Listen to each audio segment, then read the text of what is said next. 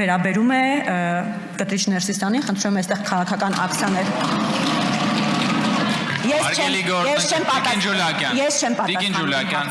Երբ ԿՊԱ-կան Արուսյակ Ջուլհակյանն ասաց Կտրիչ Ներսիսյան, ազգային ժողովում կրքերը կրկին թեժացան։ Ընդդիմադիրները սկսեցին հարվածել սեղաններին ու տեղերից արձագանքել։ Փորձում էր միջամտել ազգային ժողովի փոխնախագահ Կոնջորյանը։ Տիկին Ջուլհակյան, խնդրում եմ մի րոպե։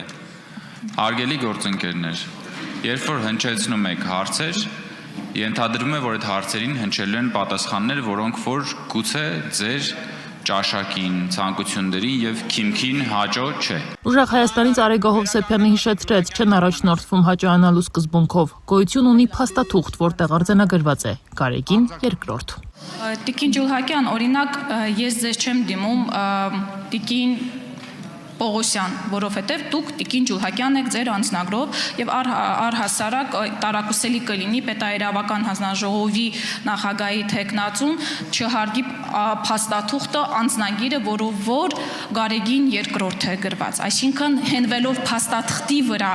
նաեւ այդպես է։ Սա քաղաքական ճաշակ չէ, սա փաստաթղթի արձանագրում է եւ դրա մասին բարձրաձայնում։ Վեճը կամ բանավեճը շարունակվեց այնքան, որ ազգային ժողովի նախագահ Ռուբինյանը շտապ վերադարձավ դահլիճ։ Եթե դուք շարունակեք նման պահվածքը, ոչ ավել, ոչ պակաս, քաղաքացիական պայմանագիրը ցանկացած դեպքում, երբ որ դուք կասեք մի բան, որը կվիրավորի մեր բանականությունը, իսկ դուք որոշակի անձի, երբ որ անվանում եք որոշակի կոչումով, դա վիրավորում է մեր բանականությունը։ Մենք ճշգրիտ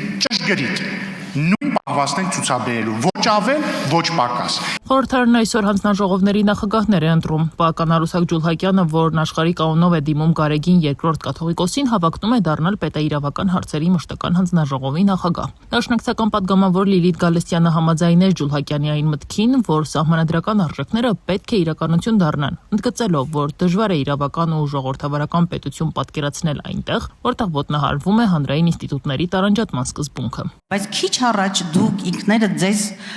հայ առաքելական եկեղեցու համատեքստում բառից բուն իմաստով դուք ինքներդ խախտեցիք ձեր տված խոստումը, հանձնառությունը, որը իրականում պարզապես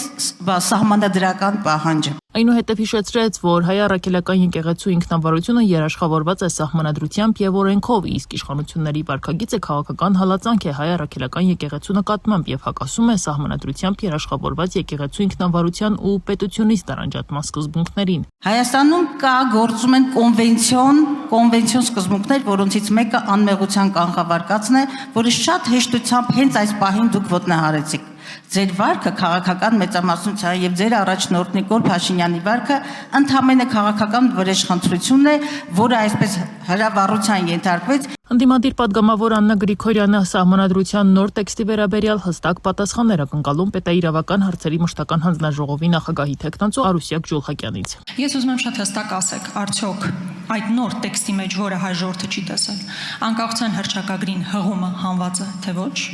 Ժամկետների մասով ինչու են այդ փոփոխությունները տեղի ունենում։ Մարտի 1-ին պետք է հրապարակվեր, հիմա ասում եք մինչև տարվա վերջ, ինչ հանգամանքներով պայմանավորված է այդ փոփոխությունը։ Նոր սահմանադրության նախագծի շուրջ բանավեճը շարունակվեց արդեն դրա բովանդակության եւ ընդունման ճանապարհի շուրջ։ Ջուլհակյանը հստակեցրեց, նոր տեքստի նախաբանում անկախության հռչակագրին հղում չի լինելու։ Դա պայմանավորելով նոր սահմանադրություն գրելու անհրաժեշտությամբ։ Գրիգորյանն էլ արձանագրեց, ընդդիմությունը դեմ է լինելու նախագծին եւ հարց բարձրացրեց։ Այդ դեպքում իշխանությունն ինչ իրավական ճանապարհ է տեսնում այն հանրաքվեի հասցնելու համար։ Սահմանադրության շուրջ բանավեճից հետո ազգային ժողովը շարունակեց նիստը, որի օրակարգում հենց հանձնաժողովների նախագահների թեկնածուների քննարկումն ու ընտրությունն է։